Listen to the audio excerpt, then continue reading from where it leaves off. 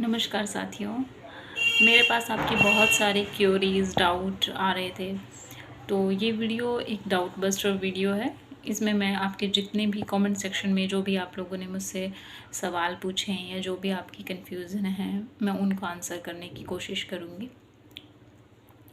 तो मैंने पूरे एक पेपर पे ये सारे आपके क्वेश्चंस लिख लिए हैं, तो वन बाय वन जिनके आंसर्स छोटे हैं पहले मैं उनको एड्रेस करना चाहूँगी।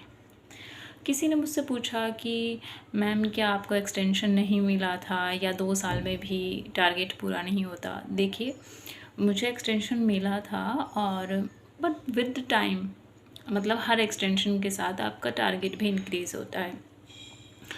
सेकंड, मेरे साथ कुछ पर्सनल इश्यूज़ थे। और तीसरा जो सबसे इम्पोर्टेंट है वो ये है कि मैं मिसगाइडेड थी। मैं एक इस इल्यूज़न में थी कि मुझे टर्मिनेट नहीं किया जाएगा, क्योंकि मैंने अपना जो नंबर ऑफ़ एजेंसी है और जो प्रीमियम अमाउंट है वो मैंने सरपास कर दिया था। काफ़ी अच्छे मार्जिन से मैंने सरपास किया था। तो मैं ओवर कॉन्फिडेंट थी कि मुझे कंफर्म कर दिया जाएगा। और जो मेरे लिए ये जो मेरा मिसगाइडेड रहना है या तो ये मेरे लिए बहुत फेटल साबित हुआ।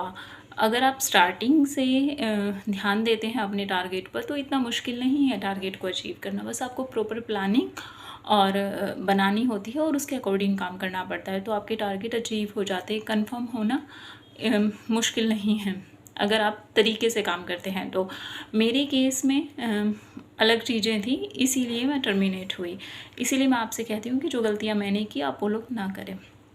दूसरा सवाल मेरे पास ये आया था कि जो ब्रांच एलोकेशन है पोस्टिंग से पहले क्या प्रेफरेंस पूछी जाती है। देखिए, पोस्टिंग से पहले एज सच प्रेफरेंस नहीं पूछी जाती। जब आप फॉर्म फिल करते हैं उसी समय आपसे नॉर्थ जोन में और डिवीज़न की प्रेफरेंसेस पूछी जाती है। तो बस वही होता है। और वैसे कोई ब्रांच को लेके या आपको ये वाली ब्रांच चाहिए उसको लेके कोई प्रेफरेंस नहीं पूछी जाती। बट हाँ, LIC में ADO की पोस्ट में आपका जो सबसे बड़ा बेनिफिट है वो ये है कि आपको होम डिस्ट्रिक्ट ही मिलता है, होम टाउन पे ही आपको पोस्टिंग मिलती है। नियर बाय विदिन 20 किलोमीटर आपको मिल जाती है। और अगर आप फीमेल कैंडिडेट हैं तब तो आपको होम ब्रांच ही मिलती है आपको। इसके अलावा क्या होता है, इसके अलावा जब ADOशिप में जब आपकी 1 मंथ की ब्रांच की ट्रेनिंग जब होती है तो उस पीरियड में आप अपने डिवीज़न को भी शिफ्ट कर सकते हैं, चेंज कर सकते हैं एप्लीकेशन लिख के, या फिर आप अपनी ब्रांच को भी चेंज कर सकते हैं। क्योंकि जब मैंने 2019 में ज्वाइन किया था तो मेरे साथ के बहुत सारे ऐसे लोग हैं जो अपना डिवीज़न चेंज करवा के, मैं डिवीज़न 2 में थी पहले, जब मुझे पता चला कि डिवीज़न 2 में सिर्फ दिल्ली की ब्रांचेस आती हैं, मैं पोस्टिंग करवा के डिवीज़न 3 में आई, क्योंकि डिवीज़न 3 मेरे घर के पास था। तो और इसी तरह बहुत सारे लोग DO3 से DO2 में आए। तो ये शिफ्टिंग चलती रहती है। तो इस चीज़ को लेके आप लोग बिल्कुल भी परेशान ना हो। जो पोस्टिंग है वो आपके घर के बिल्कुल नज़दीक दी जाती है। कोशिश यही की जाती है कि आपके घर के नज़दीक दी जाए। इसके अलावा एक क्वेश्चन ये भी था कि क्या आपको टर्मिनेट होने पर भी जो बॉन्ड की अमाउंट है वो देनी पड़ती है। नहीं, आपको टर्मिनेट होने पर बॉन्ड की अमाउंट नहीं देनी पड़ती। उसमें बहुत साफ शब्दों में लिखा हुआ है नोटिफिकेशन में, अगर आप रिज़ाइन करते हैं तभी आपको बॉन्ड की अमाउंट देनी होगी, अदरवाइज़ नहीं देनी होती। इसके अलावा मेरे पास एक क्वेश्चन ये भी आया था कि लड़कियों के लिए ये जॉब करनी कितनी मुश्किल है और कितनी मुश्किल नहीं है। क्या लड़कियों को इसे ज्वाइन करना चाहिए या नहीं करना चाहिए। देखिए, ये वाला आंसर कि ज्वाइन करना चाहिए या नहीं करना चाहिए, इसके लिए मैं एक सेपरेट वीडियो बनाऊंगी, जो कि मैं पहले ही कह चुकी हूँ कि should you join LIC ADO और नॉट। इसके अलावा लड़कियों के लिए जॉब कैसी है और कितनी आसान है। देखिए, लड़कियों के लिए जॉब है तो अच्छी, बट आपके चैलेंजेस अलग हो जाते हैं। आपका जो वर्किंग स्टाइल है वो चेंज हो जाएगा। आपको इनोवेटिव होना पड़ेगा, आपको क्रिएटिव होना पड़ेगा, और आपको जो कम्युनिकेशन स्किल है उस पे काम करना पड़ेगा। आपको अपनी कन्विंसिंग जो स्किल है उस पे काम करना पड़ेगा।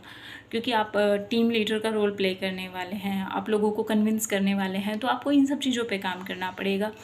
तो ऐसा नहीं है कि जॉब लड़कियों के लिए आसान है या मुश्किल है। मुझे लगता है कि चैलेंजेस अलग अलग हो जाते हैं, लड़कों के लिए अलग चैलेंजेस हो जाते हैं और लड़कियों के लिए अलग चैलेंजेस हो जाते हैं। बीइंग ए फ़ीमेल मुझे LIC ADU की जॉब जो थी वो बाद में काफ़ी सही लगने लगी थी। इनिशियल डेज़ में मुझे थोड़ी सी परेशानी ज़रूर आई, पर जब आपको टेबल्स वगैरह प्लान्स अच्छे से याद हो जाते हैं, जब आप वर्किंग स्टाइल के यूज्ड हो जाते हैं, तब आपको इतनी दिक्कतें नहीं आती। और अगर आप एक पॉजिटिव माइंडसेट के साथ चलेंगे तो आपको वैसे भी दिक्कतें नहीं आनी। मैंने कहा आप प्रॉपर प्लानिंग के साथ चलिए तो आपका तरीके से काम हो जाएगा। और इनफैक्ट फ़ीमेल के लिए तो ये जो बहुत अच्छी है, क्योंकि आप इसमें टाइम बाउंडेशन नहीं है कि आपको 9 से 5 ही काम करना है। क्योंकि मेरी ब्रांच में तो ये था कि आप एक बार आके सिग्नेचर कर जाओ, उसके अलावा आप फील्ड में अपना काम करते रहो। तो होपफुली मैंने ये आपका आंसर दे दिया होगा। इसके अलावा मेरे पास एक क्यूरी ये भी आई थी कि मैं इंट्रोवर्ट हूँ और मैं कैसे काम करूँ, या पॉलिसी सेल करना, एजेंट जो है कितना आसान है। देखिए, आसान कुछ भी नहीं है। अगर आप ये सोचते हैं कि बैंक की जॉब आसान है, तो आसान वहाँ पे भी नहीं है, क्योंकि आपके टारगेट्स वहाँ पे भी रहेंगे, ठीक है, और आपको काम वहाँ पे भी करना पड़ेगा। बीइंग इंट्रोवर्ट आपके चैलेंजेस बिल्कुल अलग हो जाते हैं। हाँ, आपको मुझे लगता है कि शायद ये जॉब उतनी आपके लिए आपका एप्टीट्यूड इस जॉब के लिए नहीं होगा, क्योंकि इसमें आपका सारा काम कम्युनिकेशन का है। आपकी कम्युनिकेशन स्किल्स जो हैं वो एक बहुत मेजर रोल प्ले करेगी आपकी इस जॉब के सक्सेसफुल होने में। तो ये है कि बीइंग इंट्रोवर्ट आपके लिए एक ड्रॉबैक हो सकता है, पर आप अपने काम का पैटर्न, आप अपनी वीकनेस को या आपकी स्ट्रेंथ भी बना सकते हैं अगर आप चाहते हैं ये जॉब करना। तो अगर आपके पास और कोई अपॉर्चुनिटी नहीं है, या सिर्फ यही एक जॉब आपके लिए फाइनेंशियली आपको नीड है, तो आप फिर काम भी कर सकते हैं, ऐसी बात नहीं है। रही बात जहाँ तक एजेंट की और पॉलिसी सेल करना क्या आसान है, नहीं, पॉलिसी सेल करना आसान नहीं है। एजेंट के लिए भी काम करना उतना आसान नहीं है। मार्केट बहुत ज़्यादा कॉम्पिटिटिव हो गई है, और आफ्टर कोरोना तो लोगों में और ज़्यादा डर बैठी है। और जो मनी को लेके, जो मनी माइंडसेट जो लोगों का है, वो काफ़ी हद तक चेंज भी हुआ है। मैं रूरल बेल्ट में काम करती हूँ, तो यहाँ शायद अलग तरह की दिक्कतें हैं। अगर आप अर्बन ब्रांचेस में काम करेंगे तो वहाँ बिल्कुल अलग दिक्कतें हैं। और मेरे पास बताने के लिए इतना कुछ है LIC ADU के रिगार्डिंग, पर ये वीडियो बहुत ज़्यादा लंबी हो जाएगी, और मैं इस वीडियो को कंप्रेस या एडिट कुछ नहीं करती हूँ, एज इट इज़ रिकॉर्ड करती हूँ और एज इट इज़ आपके पास सेंड कर देती हूँ, अपलोड कर देती हूँ यूट्यूब पर। तो बस यही चीज़ें हैं। अगर कुछ सवाल फिर भी रह गए होंगे, वैसे मैंने कोशिश की है कि सारे आंसर मैं दे सकूं, पर अगर फिर भी कोई सवाल रहता है तो please let me know in the comment section, and मैं वीडियो बना दूंगी उस पर। अभी एक चीज़ और, हाँ, किसी ने मुझसे ये भी पूछा था कि क्या कोई ऐसी जॉब भी है जिसमें टारगेट नहीं हो। LIC ADU में तो टारगेट होते हैं। हाँ, बिल्कुल है। असिस्टेंट, LIC असिस्टेंट की वैकेंसी निकलती है, और शायद निकली भी होगी या निकलने वाली होगी, I don't know about it, but आप वो चेक करिए।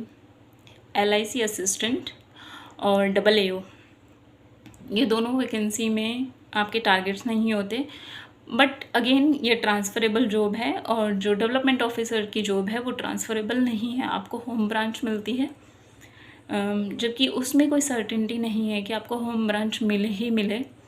पर या आप जो जानना चाहते थे कि LIC असिस्टेंट और LIC AAO, ये दोनों जॉब ऐसी हैं जहाँ पे आपको कोई टारगेट की कंपल्शन नहीं होती। मैंने अपनी तरफ से बेस्ट करने की कोशिश की है कि आपके सारे डाउट्स और क्यूरीज़ को एड्रेस कर पाऊँ। एंड या इसके अलावा बस मेडिकल पर और जो डॉक्यूमेंट वेरिफिकेशन है उस पर भी वीडियो जल्दी ही आएगी। एक LIC जो ADU है उसका जो पूरा जो भी कुछ आप जानना चाहते हैं उसके बारे में भी आएगी।